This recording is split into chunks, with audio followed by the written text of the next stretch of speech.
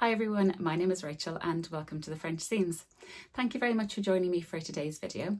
So I often get asked about my patterns and my fabric and how I store them. So I thought it'd be fun to do a little short and sweet video on exactly how I do that. So shall we get started straight away with no preamble? Let's start with my patterns. So I have a number of patterns. They are probably 99.99% PDF patterns. I rarely buy a paper pattern, just purely because I love the instant gratification of seeing a pattern I want, clicking buy, downloading it and printing it out straight away. I also 99% of the time print out my own PDF patterns. It actually doesn't bother me printing them out and sticking them together. I am very much team PDF. I am very much team Pritt stick. So I use a glue stick to trim all the pages and then stick them all together. I do them in batches sometimes. I have maybe 2 or 3 patterns that I do.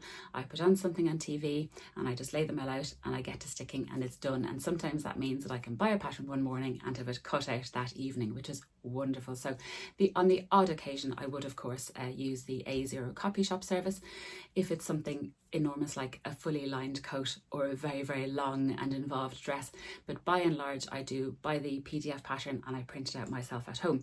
But of course that comes with its own complications, because where do you store them? So the technique that I use, that I've been doing for the longest time, is, so basically I have my pattern pieces. I have them all cut out. I'd use them. This is the choker notch fringe dress one, an oldie but a goodie, one that's on repeat constantly. I print them all out. I make whatever alterations I need to do. I grade them, all that good stuff. I cut out my pattern pieces. Then when I'm finished, I roll them up. So if we look at one here, a couple that I prepared, I keep them then in a little pink storage box from IKEA, because basically every sewist buys everything in IKEA.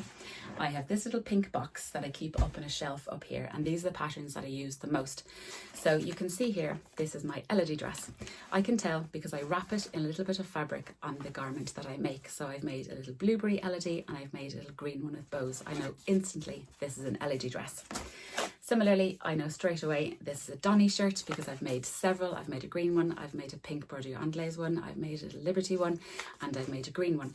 So as I make the pattern, I cut off a tiny strip of fabric and I wrap it around in a little tie, so I know instantly. Sometimes I do, of course, write the name of the pattern here, but I can usually tell straight away what the pattern is. So if you're a long-time viewer of my channel, you can tell this straight away. This is the Chasing Butterflies top. I've made that 3 times. And this is the Fabric Godmother flare dress, which I've made a number of times as well. So these are all rolled up and stored in here. These are the ones I kind of have on repeat. Then when I'm finished with these, I'm very lucky. So this is my sewing room I should start with. And I'm exceedingly lucky to have this space to call my own. This is one wall. This is the other wall. It's quite small. It's a small room, but I love it. It's all mine and it's my little sewing space and I'm exceedingly lucky. However, because it's so small, I do tend to spill out into another room in the house. That is the attic. So in the eaves of the attic, I also have a couple of bags. So that's where I store my PDF patterns. Shall I show you? Again, IKEA. These are my PDF patterns. This enormous bag. And what I do is I put all my PDF patterns into that bag, into the attic. It's nicely protected in that big IKEA bag. And then every few months, I'll take them all out. And the ones that I really know I'm not going to make again, I put them into the recycling. So that's basically how I store all my PDF patterns. It works out quite well for me. I can see at a glance what I have. And then when I take them out to remake the pattern, which I do quite a lot, I give them a quick iron on the back so as not to go on the print. I iron the patterns flat and then I can lay them out ready to make a new garment. And that system kind of works for me. I'm quite happy with how that works. For printed patterns, I can show you exactly how I store those. It's in here along with my fat quarters, because I have not even a handful of paper patterns. The most frequently used ones are, of course, my beloved Tilly and the Buttons Billy, which as you can see is all dog-eared, and then my Tilly and the Buttons Lotta. And so I have so little paper patterns that they all can get stored in here. This is a little pouchy pot. It's a fabulous pattern by my lovely friend Adam Sews, and it's perfect for fat quarters and for patterns. So you can see that I really don't need an awful lot of space for my paper patterns. If I have any things like little crafty makes or anything like that, I roll them up as well, and then I can use clips to hold them together. But all my paper patterns are stored like this, and for the past couple of years it's worked out rather well. So that is my pattern storage. Shall we talk about my fabric storage? So this is the question I get asked most. This is my fabric stash. Another pink box. This is all my uncut pieces of fabric. So you might recognize a few over the vlogs a few months.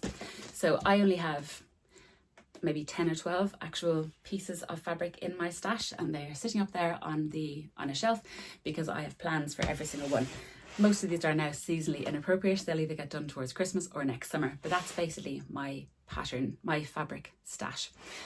I always buy fabric with a pattern in mind, because that means I know how much to buy, and then when it comes in, I wash it, I pre-wash it, I put it away, and then that's earmarked for a specific pattern. And then of course I print out my pattern and the two come together. For my scraps, that's a whole other kettle of fish. Again, in the eaves of the attic, these bags that I just showed you, I have 3 enormous ones of these bags. One is my jersey offcuts, and if you watched my So Frugal video earlier this year, I'll link it up here and down below. I went to my jersey scraps and tried to make only free patterns with only my jersey scraps, and it was really, really good fun. So I do have an awful lot of jersey scraps. I keep all of them because I like making little scrappy projects. I like making colour block projects. I've done a few kind of patchwork garments. I make an awful lot of clothes for my 2 little boys, and they only use tiny bits of fabric, so I keep all my jersey scraps up there. I don't keep the little stringy bits. I literally keep the bigger pieces, but there's nothing in those bags that is bigger than 1/4 meter. I then also have a bag full of woven scraps, so that's the offcuts from dresses, things like that. I don't have too many of those because if a dress takes 2.5 meters, it kind of does really take 2.5 meters, and then any offcuts I'd use as a bag lining or I'd use to make a matching scrunchie. So I don't have a huge amount of say viscose or woven offcuts. But then another big bag I do have is things like crafting cottons. So I use those for bag making. I use those for crafty projects, for making tote bags, for making zipper bags, for making pouchy pots. So that's basically how I store all my fabric in the eaves upstairs as well. But again, that's not kind of stash fabric, that's scrap fabric, which I dip in and out to. But it's also very, very useful to have when the fancy takes you to make a little crafty project. So that is how I store my fabric and my patterns physically. But as regards my PDF patterns, when I buy them, I download the PDF into a Google Drive folder, and I have them categorized there into garments and accessories and bags, and split out into pattern designers and garments, all that good stuff. And that's how I generally access my PDF patterns.